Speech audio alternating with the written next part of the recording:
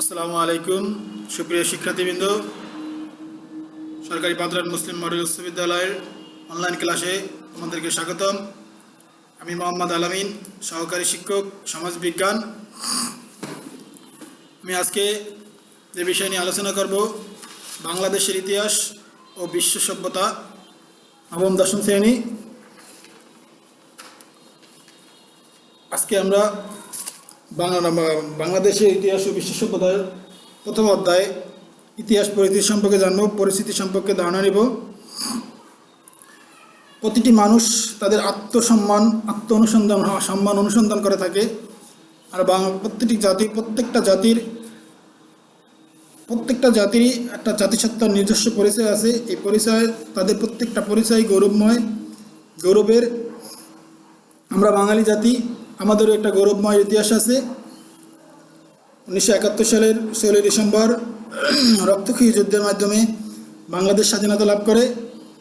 এই 1971 সালের মুক্তিযুদ্ধ আমাদের গৌরবময় ইতিহাস। দীর্ঘ 200 বছরের ব্রিটিশ শোষণের নির্যাতনের পরে 23 বছর পাকিস্তানের শোষণ থেকে মুক্তি লাভ করে। পাকিস্তানের বিরুদ্ধে রক্তক্ষয়ী মুক্তিযুদ্ধের মাধ্যমে আমরা আমাদের স্বাধীনতা লাভ করি। এই স্বাধীনতার পিছনে সবচেয়ে বেশি অবদান যে ব্যক্তির, তিনি হলেন বঙ্গবন্ধু শেখ মুজিবুর রহমান। তার অনুপ্রেরণায়, তার এক বজ্রকণ্ঠই ছিল তার আমাদের অনুপ্রেরণা।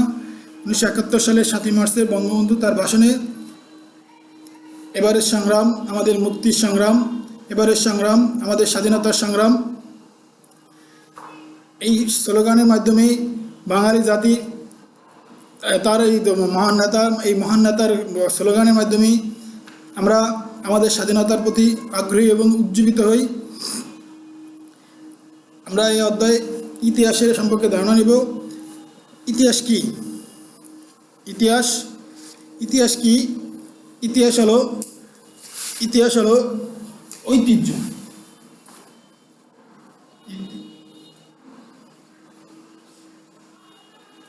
ইতিহাস হলো ইতিহ শব্দ থেকে উৎপত্তি। ইতিহাস শব্দটির উৎপত্তি হচ্ছে ইতিহ শব্দ থেকে।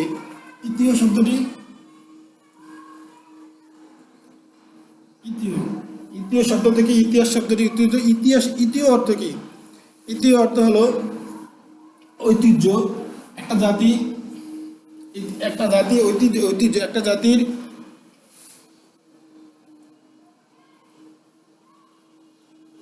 ঐতিহ্য। এই ঐতিহ্য, একটা জাতি তাদের ঐতিহ্য, একটা জাতির ঐতিহ্য, একটা রাষ্ট্রের ঐতিহ্য যে গ্রন্থে উল্লেখিত থাকে, সেটাই হলো ইতিহাস।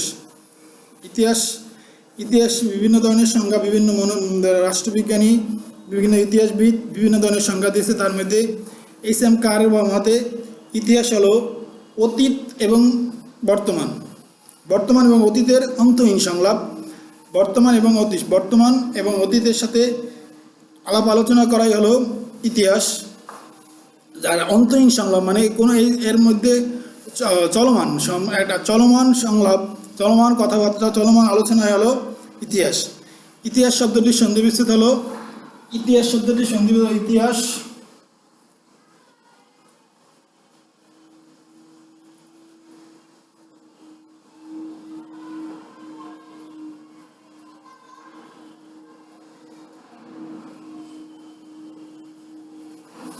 সন্ধিবিচ্ছেদ হলো ইতিহ যোগ আস, ইতিহাস।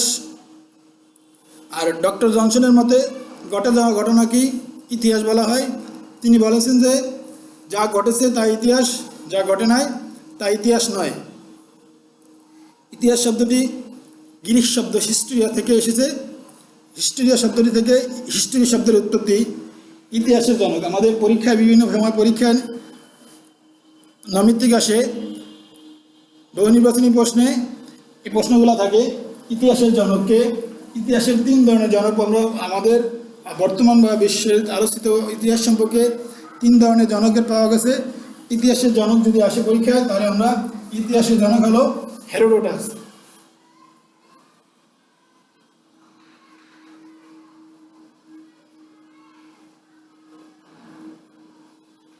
ইতিহাসের জনক হলো হেরোডোটাস। ইতিহাসের জনক হেরোডোটাস। আবার যদি পরীক্ষায় আসে যে বিজ্ঞানসম্মত ইতিহাসের জনককে, তাহলে বিজ্ঞানসম্মত ইতিহাসের জনক হলো থুসিডিডাস।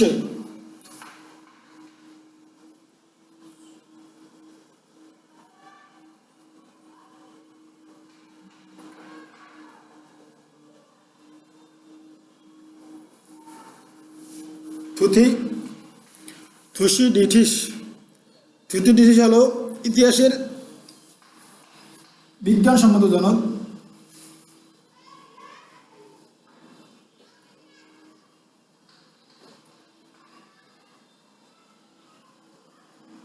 বিজ্ঞানসম্মত জনক হলো থুসিডিডিস। ইতিহাসের জনক হেরোডোটাস, আর বিজ্ঞানসম্মত জনক হলো থুসিডিডিস। আর আধুনিক ইতিহাসের জনক, আরেকজন ইতিহাসের জনক আমরা আমাদের বইতে আছে। আধুনিক ইতিহাসের জনককে লিওপন ফন র্যাঙ্কে। লিওপন ফন র্যাঙ্কে হলো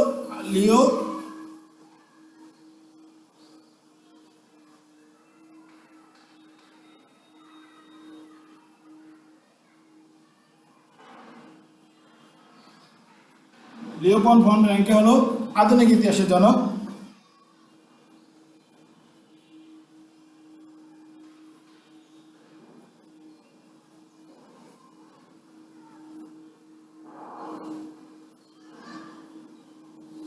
আধুনিক ইতিহাসের জনক হলো লিওপন ফন। এই প্রশ্নগুলো পরীক্ষায় আসে যে ইতিহাসের জনককে।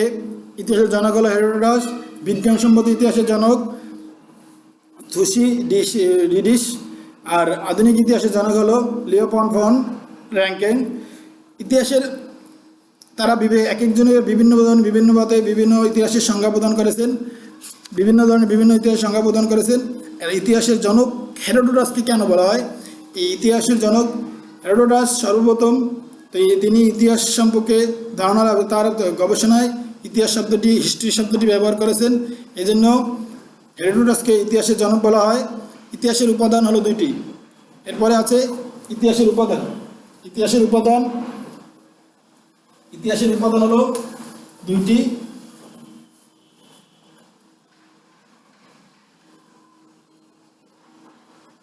ইতিহাসের উপাদান হলো দুই ভাগে। ইতিহাসের উপাদানকে দুই ভাগে ভাগ করা যায়। ইতিহাসের উপাদানকে দুই ভাগে ভাগ করা যায়। দুই ভাগে ভাগ করা হয়। একটা হলো লিখিত উপাদান, আর একটা হলো অলিখিত উপাদান। লিখিত উপাদানগুলো হলো জীবনী গ্রন্থ, যেমন বঙ্গবন্ধু শেখ মুজিবুর রহমানের জীবন গ্রন্থ হলো বঙ্গবন্ধুর অসমাপ্ত আত্মজীবনী। তারপর রাম রচিত, এইসব হলো জীবন গ্রন্থ। এই জীবন গ্রন্থগুলো হলো লিখিত উপাদান। ইতিহাসের উপাদানের মধ্যে এগুলো যেই শাখায় পড়ে সেটা হলো লিখিত উপাদান। আর দেশি বিদেশি বিভিন্ন ধরনের সাহিত্য, প্রাচীন ধর্মগ্রন্থ, এই প্রাচীন ধর্মগ্রন্থ এগুলোও হলো ইতিহাসের উপাদান। আরেকটা হলো, দ্বিতীয়টি হলো অলিখিত উপাদান। এই অলিখিত উপাদান হলো লিপিমালা, বিভিন্ন ধরনের লিপিমালা, সরকারি লিপি, যুদ্ধ বিগ্রহ, এইসব জিনিসগুলোই হলো ইতিহাসের অলিখিত উপাদান। তারপর মুদ্রা, বিভিন্ন রাষ্ট্রের বিভিন্ন পুরাতন মুদ্রাগুলো, এগুলো এক একটা আবার এই অলিখিত উপাদানকে আরেকটা ভাগে ভাগ করা হয়, আরেকটা নাম আছে, সেটা হলো প্রত্নতাত্ত্বিক ইতিহাস। তারপর স্থাপত্য, বিভিন্ন ধরনের স্থাপত্য, ভাস্কর্য, এগুলো ইতিহাসের উপাদান বহন করে।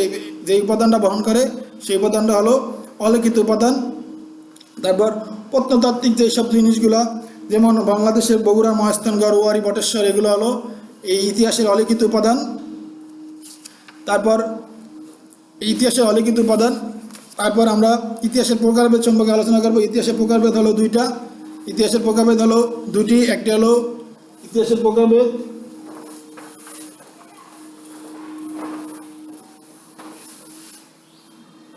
প্রকারভেদ হলো দুটি।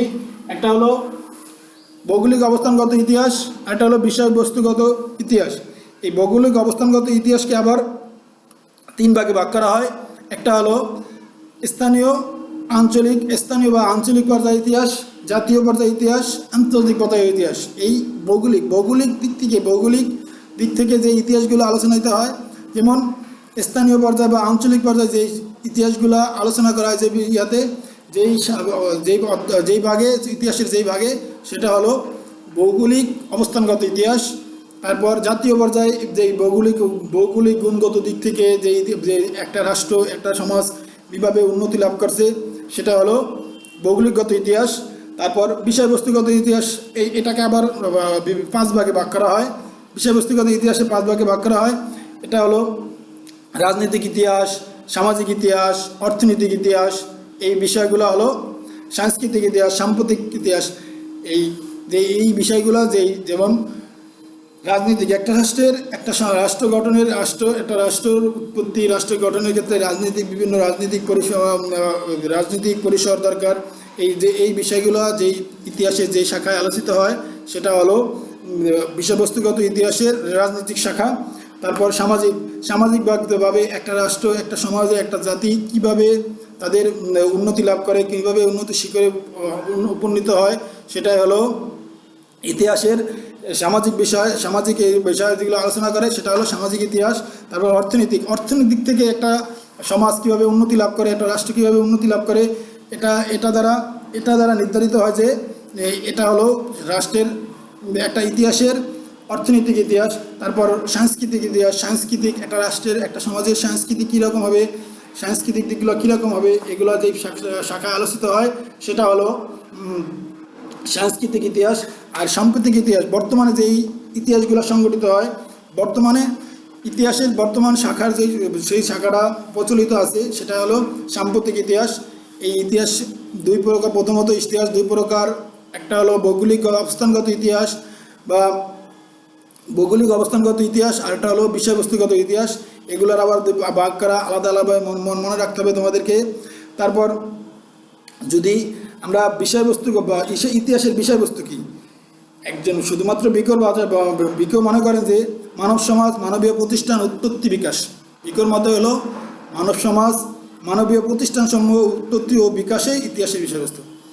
যদি এটা একটা মানব সমাজ কীভাবে উৎপত্তি হয়েছে, একটা মানব সমাজ কীভাবে প্রতিষ্ঠিত লাভ করছে, বিকাশ লাভ করছে, এই বিষয়গুলোই আলোচনায় হলো ইতিহাসের বিষয়বস্তু। যদি পরীক্ষায় আসে ইতিহাসের বিষয়বস্তু কি, তখন আমরা লিখব যে মানব সমাজ, মানবীয় প্রতিষ্ঠানসমূহ, মানব সমাজ এবং মানবীয় প্রতিষ্ঠানসমূহ উৎপত্তি এবং বিকাশ। কিভাবে উৎপত্তি লাভ করছে, এই মানব সমাজ কীভাবে উৎপত্তি হয়েছে, কীভাবে বিকাশ লাভ করছে, তাদের এই বর্তমান বা আগে মানুষ পাহাড়ে বসবাস করতো, নিজে পশু পাখি শিকার করে তাদের জীবন জীবিকা নির্ভর করতো। বর্তমানে মানুষ অনেক আধুনিক, কিভাবে তারা কিসের মাধ্যমে, কিসের ভিত্তিতে তারা এত আধুনিক, এত উন্নত হলো, এই বিকাশটাই হলো ইতিহাসের বিষয়বস্তু। মানুষের গুরুত্বপূর্ণ অর্জন, মানব সমাজের উন্নতি, অগ্রগতি, এগুলাই হলো ইতিহাসের বিষয়বস্তু। যেমন শিল্প, সাহিত্য, সংস্কৃতি, দর্পণ, ধর্ম, আইন প্রভৃতি এই সামগ্রিক যে সভ্যতা বিকাশ প্রত্যক্ষভাবে পরোক্ষভাবে কাজ করেছে, প্রভাবিত করেছে, এগুলোই হলো ইতিহাসের বিষয়বস্তু। এখন ইতিহাসের স্বরূপ হলো ইতিহাস জ্ঞান অর্জনের অন্য শাখা থেকে আলাদা। জ্ঞান অর্জনের যেই বিভিন্ন শাখাগুলো আছে, এই শাখাগুলোর মধ্যে অন্যতম আলাদা শাখা হলো ইতিহাস। ইতিহাসের বৈশিষ্ট্য আলোচনা সম্পর্কে পরিষ্কারভাবে যে ধারণাগুলো পাওয়া যায় সেটা হলো সত্যনিষ্ঠ আলোচনা, পুনর্গঠন করাই হলো ইতিহাসের বৈশিষ্ট্য। সত্যনিষ্ঠ যে ঘটনাগুলো সত্য ঘটনা, ওগুলাই ইতিহাসে আলোচনা করা, এটা হলো ইতিহাসের স্বরূপ। তারপর হলো ইতিহাসে আলোচনা মানব সমাজ, মানব সভ্যতার অগ্রগতি ধারাবাহিকতা বজায় রাখে এবং তথ্য নির্ভর উপস্থাপন করে। এটা ইতিহাসের স্বরূপ হিসাবে স্বরূপের মধ্যে অন্যতম। তারপর ইতিহাস থেমে থাকে না, ইতিহাস গতিশীল। ইতিহাস পূর্বে যেমন ইতিহাস ছিল, বর্তমানে ইতিহাস আছে, ভবিষ্যতেও থাকবে। পূর্বে যে ঘটনাগুলো, এই জন্য ইতিহাসকে বলা হয় ইতিহাস চলমান। প্রাচীন যুগে, মধ্যযুগ, আধুনিক যুগ, বর্তমান যুগ, এই সন তারিখ ভাগে ইতিহাসকে বিভিন্নভাবে ভাগ করা হয়েছে। আবার পরিবর্তনের দ্বারা এই যে ইতিহাসে যে বিভিন্ন ধরনের পরিবর্তন ঘটছে, এই পরিবর্তনের ধারাটা একসাথে হয়নি। বিভিন্ন সময় বিভিন্ন ঘটনার প্রেক্ষিতে ইতিহাসে এই পরিবর্তন ঘটেছে। আর ঘটে যাওয়া যে সব ঘটনা, আরেকটা হলো ঘটে যাওয়ার যে ঘটনাগুলো সত্যনিষ্ঠ বিবরণ নতুন প্রজন্মের কাছে। পূর্বে যে ঘটনাটা ঘটছে পূর্বে যে ঘটনা সংঘটিত হয়েছে এই ঘটনাটা বর্তমান সমাজের বর্তমান প্রজন্মের কাছে সঠিকভাবে সত্যভাবে তুলে ধরাই হলো ইতিহাসের কাজ। এখন আমার বিষয় আরেকটা বিষয় হলো ইতিহাসে পাঠের প্রয়োজনীয়তা কেন। আমি কেন ইতিহাস পাঠ করব? ইতিহাস কেন পাঠ করব? ইতিহাস পাঠ করার জন্য ইতিহাস কী করে? মানব সভ্যতার মানব সমাজের সত্য নির্ভর এবং বিবর্তনের সঠিক তত্ত্বরা উপস্থাপন করে। ইতিহাস পাঠ মানুষকে অতীতের পরিপ্রেক্ষিতে, ইতিহাস পাঠ করলে কী হবে? অতীত সম্পর্কে আমার ধারণা হবে। আমরা যাই জাতি, এই জাতিটা কিভাবে আমাদের উৎপত্তি হয়েছে, কিভাবে আমরা এই বিকাশ লাভ করেছি, কিসের মাধ্যমে আমরা এইভাবে প্রতিষ্ঠিত হয়েছি, এটা ইতিহাসের মাধ্যমে জানা যাবে। আর ইতিহাস পাঠ করলে কী হয়? জ্ঞান বৃদ্ধি পাবে। অতীতের সত্যনিষ্ঠ বর্ণনা মানুষের জ্ঞান বৃদ্ধি করে। অতীতের যেই সব ঘটনাগুলো সত্যনিষ্ঠ, এগুলো মানুষকে জ্ঞান বৃদ্ধি করে, মানুষের জ্ঞানের পরিধি বাড়তে সাহায্য করে। এর বিবরণে যদি নিজ দেশের জাতি একটা দেশের জাতি কীভাবে, একটা রাষ্ট্র কীভাবে সফলতা লাভ করছে এই সম্পর্কে ধারণা থাকে, তাহলে আমাদের এই দ্বারা জ্ঞান বৃদ্ধি পাবে আমাদের। তারপর আমাদের এই ইতিহাসের পাঠের মাধ্যমে আমরা আমাদের দেশপ্রেম উদ্বুদ্ধ হবে, আত্মপ্রত্যাশী হবে, আত্মবিশ্বাসী হবে। আমাদেরকে আত্মবিশ্বাসীতা সাহায্য করবে। ইতিহাসকে জাতীয়বোধ, জাতি সংহতি সুদৃঢ়করণের বিকল্প নেই। ইতিহাস পাঠের মাধ্যমে ইতিহাস যদি আমরা পাঠ করি তাহলে আমাদের অতীত সম্পর্কে আমাদের সঠিক ধারণা হবে এবং সচেতনতা বৃদ্ধি করবে। যেমন আমরা ইতিহাসে কোন কাজটা করার কারণে কোন জাতি ধ্বংস লাভ করছে, সহজে ধ্বংস হয়ে গেছে, এটা কীভাবে উত্থান হয়েছে, কীভাবে পতন হয়েছে, এই বিষয় থেকে আমরা সচেতন লাভ করবো। যদি যেই বিষয়টার কারণে একটা রাষ্ট্র, একটা সমাজ ধ্বংস হয়ে গেছে, ওটা বাদ দিয়ে আমরা যেভাবে যেটা উত্থান হয়েছে, যেটা সফলতা লাভ করছে, ওই বিষয়গুলো ভালো মন্দর পার্থক্য বিচার করতে পারবো। তাহলে আমাদের কী হবে? ভবিষ্যতে আমাদের সুন্দর সফলতা লাভ করবো। বিভিন্ন ধরনের উপস্থাপনার মাধ্যমে ইতিহাস আমাদেরকে বিভিন্ন ধরনের উপস্থাপনার মাধ্যমে, বিভিন্ন তথ্য উপস্থাপনার মাধ্যমে আমাদেরকে শিক্ষা দেয় যে বিভিন্ন দৃষ্টান্তের মাধ্যমে আমাদেরকে তাদের যেই বিষয়টা পুরনো, যেই বিষয়টা ভালো, যে বিষয়টা সঠিক, যেই সিদ্ধান্তটা গ্রহণ করলে আমরা ভবিষ্যতে উন্নতি লাভ করতে পারবো, এই বিষয়টা ইতিহাসের আলোচনা, ইতিহাস পাঠের মাধ্যমে আমরা সঠিকভাবে জানতে পারবো। ইতিহাস পাঠ করলে বিচার বিশ্লেষণ ক্ষমতা বাড়ে। ইতিহাস যদি আমরা পাঠ করি তাহলে আমরা বিচার বিশ্লেষণ করতে আমাদের সঠিক বিচার বিশ্লেষণ ক্ষমতা বাড়বে, যা দার্শনিকের দৃষ্টিভঙ্গি তৈরি করতে সাহায্য করে।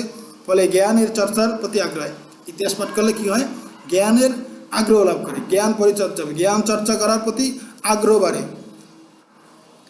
আজকে এই পর্যন্তই। সবাই ভালো থাকো। আল্লাহ হাফেজ।